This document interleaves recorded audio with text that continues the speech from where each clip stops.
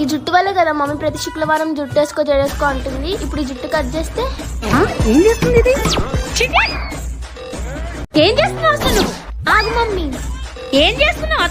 ఈ జుట్టు ఉండడం వల్లే కదా మమ్మీ ప్రతి శుక్రవారం తలస్నానం చేసుకో జడలుకో అంటున్నావు. మా కాలేజ్ లో అందరికి పొట్టి పొట్టి జుట్లు ఉన్నాయి, నాకే పొడుగు జుట్టు ఉంది. మా ఫ్రెండ్స్ అందరు చూసి ఎక్కిరిస్తున్నా, అందుకే కట్ చేస్తున్నా. నీ సంగతి ఇలా కాదే నిన్ను.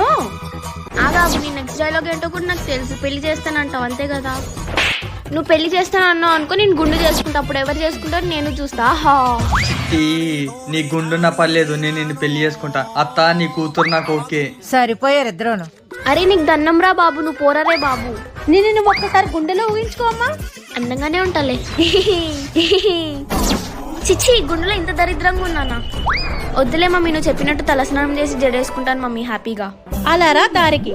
ఫ్రెండ్స్, మీరు నా అలాగే ఇలా ఎవరు చేయకండి. Download